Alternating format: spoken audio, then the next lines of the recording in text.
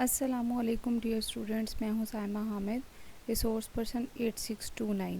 बेटा, ये आप लोगों का बीएड का एक कोर्स है जो कि laboratory organisation, management and safety methods जो है ना उनको डील करता है, उन सारी चीज़ों को। तो मैं जो है आज इसका पहला यूनिट आप लोगों के साथ डिस्कस करने जा रही हूँ जो कि लेबॉर्ट्री डिज़ाइन है। ये जो वीडियो सीरीज़ हैं ये 8629 के शॉर्ट नोट सीरीज़ होंगी, जिसमें मेरी कोशिश ये होगी कि 5 से 6 मिनट में मैं आप लोगों को एक यूनिट जो है वो रिवाइज़ करा दूँ। ठीक है, और इसमें मैं मेन हेडिंग्स डिस्कस करूँगी, डेफिनेशंस डिस्कस करूँगी, और ये 5 से 6 मिनट की वीडियो सुनने के बाद आप इस काबिल हो जाएंगे कि इस यूनिट से कोई भी अगर एग्ज़ाम्स में कोई क्वेश्चन आता है तो आप उसे अच्छी तरह से अटेम्प्ट कर पाएंगे। इस चीज़ का मुझे बहुत अच्छे तरीके से अंदाज़ा है कि बीएड के बहुत सारे स्टूडेंट्स ऐसे हैं जिनको हार्ड फॉर्म में बुक्स रिसीव नहीं हुई यूनिवर्सिटी की तरफ से, और अब आपका फ़िज़िकल एग्ज़ाम होने जा रहा है। ठीक है, आप लोगों ने एग्जामिनेशन सेंटर्स में जाके एग्ज़ाम देना है, तो उस सिलसिले में बच्चों के लिए ये बड़ा मुश्किल है कि वो सॉफ्ट कॉपी से जो है वो किस तरह से अपने जो है वो एग्ज़ाम्स की प्रिपरेशन करें। इन चीज़ों को मद्देनज़र रखते हुए मैंने अपनी शॉर्ट नोट सीरीज़ स्टार्ट की हैं। इन शॉर्ट नोट्स की हेल्प से आप जो है बड़ी आसानी के साथ, अगर आपके पास बुक हार्ड फॉर्म में मौजूद नहीं भी है, तो आप जो है अपने एग्ज़ाम्स की प्रिपरेशन कर सकते हैं। Let's get started.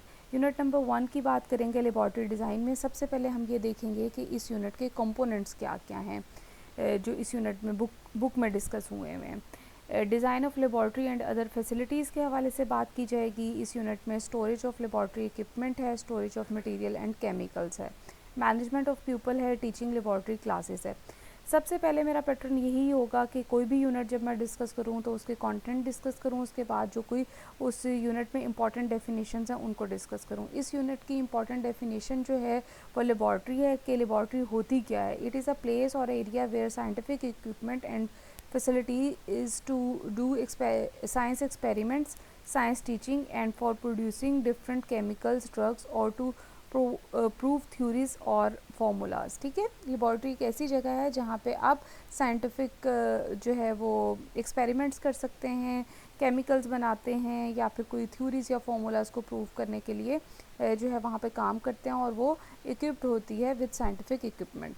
अच्छा जी, अब डिज़ाइन ऑफ लेबॉर्ट्री के हवाले से अगर आपको कोई भी क्वेश्चन आता है तो आपने किन पॉइंट्स के अंडर डिस्कस करना है। आपने डिज़ाइन ऑफ लेबॉर्ट्री को आप जहन में रखें कि किसी भी लेबॉर्ट्री का जो डिज़ाइन है वो इस चीज़ को मद्देनज़र रख के किया जाता है कि वहाँ पे एक्सपेरिमेंट किस तरह के परफॉर्म होंगे, और एक्सपेरिमेंट की नेचर जो है वो डिपेंड करती है सब्जेक्ट के ऊपर कि भाई फ़िज़िक्स का सब्जेक्ट है तो उसके एक्सपेरिमेंट्स की नेचर और है, बायोलॉजी का सब्जेक्ट है तो वहाँ पे बायोलॉजी से रिलेटेड जो एक्सपेरिमेंट्स हैं उनकी नेचर और है। तो हमें क्या करना होगा कि जब आपको डिज़ाइन ऑफ लेबॉर्ट्री के हवाले से कोई क्वेश्चन आएगा तो आपने वहाँ पर क्या करना है, आपने डिफरेंट लैब्स को जो है वो डिस्कस करना है। केमिस्ट्री लैब का इन्वायरमेंट क्या होता है, बायोलॉजी लैब का इन्वायरमेंट क्या होता है, फिज़िक्स लैब का इन्वायरमेंट क्या होता है। इसके अलावा इंटीग्रेटेड साइंस लेबॉर्ट्रीज भी होती हैं जो कि आपके सिंपल एक्सपेरिमेंट जो कि किसी भी सब्जेक्ट से रिलेटेड हो सकते हैं, इंटरचेंजेबली आप यूज़ कर रहे होते हैं। एक आपने स्कूल में छोटी सी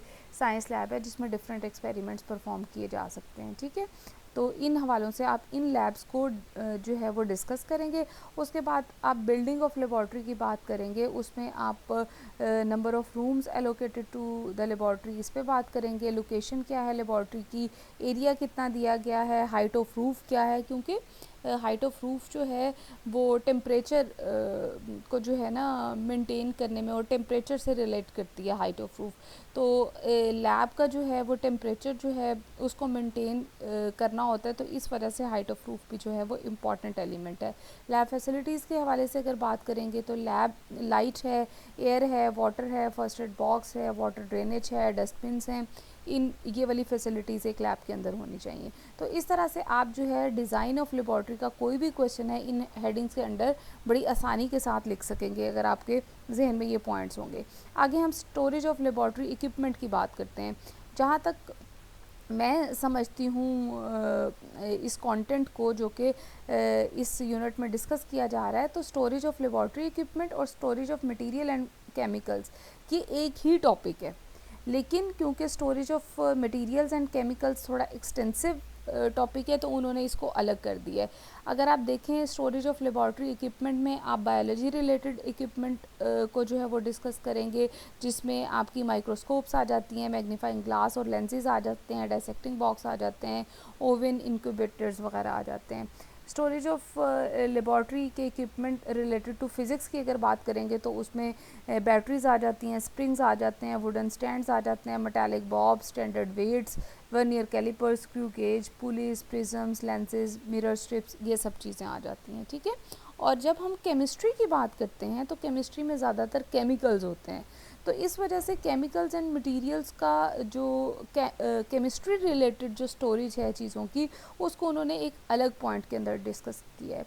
अगर आप लोगों को एग्ज़ाम्स में कोई ऐसा क्वेश्चन आता है जिसमें जो है आपको स्टोरेज ऑफ लेबॉर्ट्री इक्विपमेंट की बात हो रही है, तो आप उसमें storage of material and chemicals को भी साथ ही डिस्कस करें, क्योंकि केमिकल्स और मटेरियल्स जो हैं वो भी लेबॉर्ट्री का हिस्सा ही हैं, लेकिन सिर्फ चीज़ों को बेहतर तरीके से अंडरस्टैंड करवाने के लिए आपको जो है ये अलग जो है हेडिंग के अंडर जो है ये चीज़ें बताई जा रही हैं।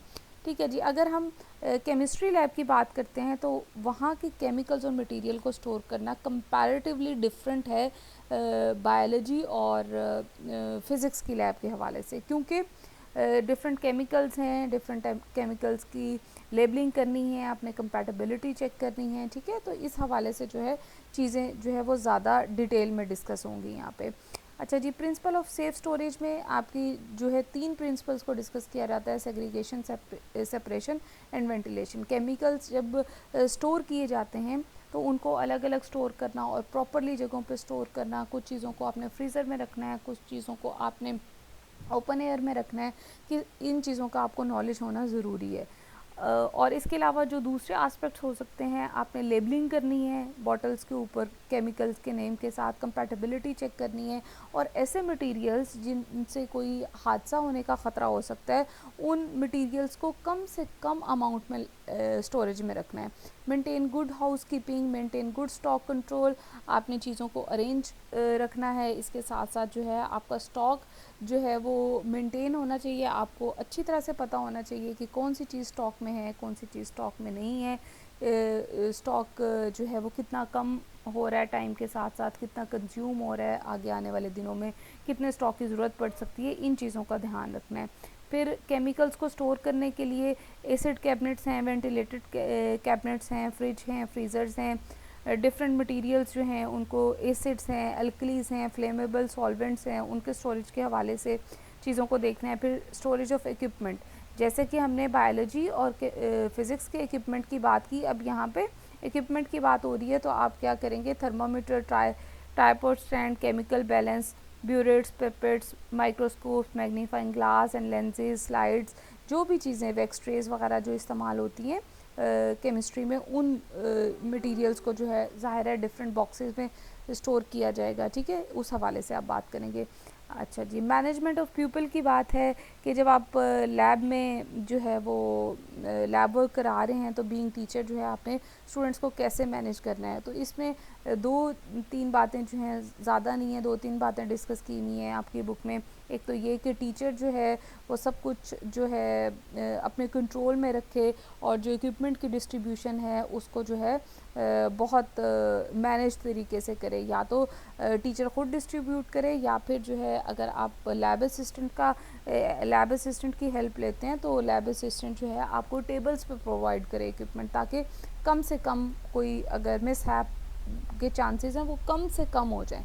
आगे जी, टीचिंग लेबॉर्ट्री क्लासेस के हवाले से अगर बात करें तो उसमें प्री प्रिपरेशन है। एक टीचर जो है वो प्री प्रिपेयर्ड हो, जो वो लैब वर्क कराने जा रहा है उसे पता हो कि मेरे स्टॉक में वो सारा मटेरियल, वो सारा इक्विपमेंट मौजूद है जो कि मैंने एक्सपेरिमेंट करवाना है। फिर ड्यूरिंग लैब जो है आप स्टूडेंट्स को मैनेज रखें, उनको उन पे नज़र रखें, वो सही तरह से परफॉर्म कर रहे हैं अपने एक्सपेरिमेंट्स या नहीं, उसमें इंटरेस्ट ले रहे हैं या नहीं ले रहे। इसके साथ साथ आप जो है डिफरेंट रूल्स अगर बनाते हैं कोई एक्सपेरिमेंटेशन करते हुए, अनड्यू मूवमेंट आप जो है उसको रोकें। इन सब चीज़ों को मॉनिटर करते रहें। आफ्टर लैब जो है बच्चे अपनी जो है वो जब अपनी रिपोर्ट लिखेंगे, जो उन्होंने एक्सपेरिमेंट किया हुआ होता है, तो उसकी जब रिपोर्ट लिखेंगे उस पर अपनी रिफ्लेक्शंस दें। जो बच्चे अच्छा परफॉर्म करें, अच्छी रिपोर्ट लिखें, उनको जो है वो जो है आप जो है अप्रिशिएट करें। इसके साथ साथ जो है सेफ्टी इन लेबॉर्ट्री पे जो है वो ऑन रेगुलर बेसिस जो है वाइल टीचिंग लेबॉर्ट्री क्लासेस आपकी बात होती रहनी चाहिए, क्योंकि सेफ्टी जो है बहुत ज़्यादा इंपॉर्टेंट है। ये आपका यूनिट नंबर 1 था जो लेबॉर्ट्री डिज़ाइन के हवाले से। अब मैं आप लोगों को स्क्रीनशॉट लेने के लिए एक ओवरव्यू दे देती हूँ, ताकि आप लोग जो है इसको अपने पास स्क्रीनशॉट्स की सूरत में रख लें। ये नंबर 1 जिसमें हम कंटेंट को डिस्कस कर रहे हैं। नंबर 2 जिसमें इम्पॉर्टेंट डेफिनेशन है, पहला पॉइंट और दूसरा पॉइंट डिस्कस हो रहा है। इसका स्क्रीनशॉट ले लें। Storage of material and chemicals की बात हो रही है।